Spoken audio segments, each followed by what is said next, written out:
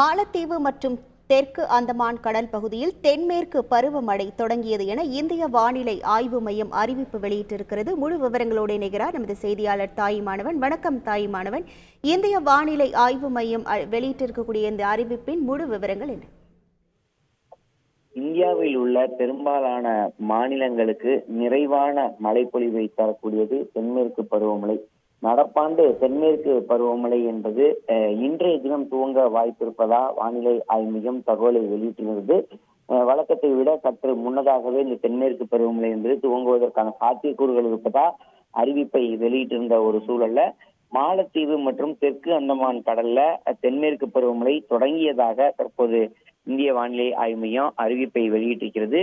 தென்மேற்கு பருவமழை ஆண்டுதோறும் மே மாதம் 22ஆம் தேதி தெற்கு அந்தமான் கடலோர பகுதிகளுக்கு தொடங்குவதும் இந்திய நிலப்பரப்பில் கேரளாவில் ஜூன் 1ஆம் தேதி வாக்குல தொடங்குவதும் இயல்பாக இருந்து வருகிறது.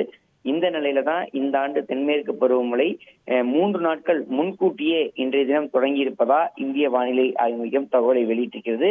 குறிப்பா தென்மேற்கு பருவமழை மாலத்தீவு, குமரிக்கடல் மற்றும் தெற்கு வங்கக்கடல், நிக்கோபார் தீவுகள் மற்றும் தெற்கு அந்தமான் கடல்ல சில பகுதிகளில் இன்றைய தினம் தொடங்கி இருப்பதா இந்த தகவலை வெளியிட்டிருக்கிறார்கள்.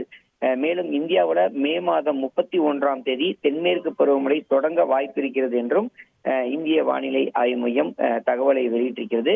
தற்போது கடற்பரப்புல இதற்கான அந்த பருவமழை என்பது துவங்கி இருக்கக்கூடிய சூழல்ல நிலப்பரப்புல இந்தியாவை பொறுத்த மட்டில் மே 31ஆம் தேதி இந்த தென்மேற்கு பருவமழை என்பது படிப்படியாக அதனுடைய தாக்கம் என்பது இருக்கக்கூடும் என அறிவிப்பானது வெளியிடப்பட்டிருக்கிறது.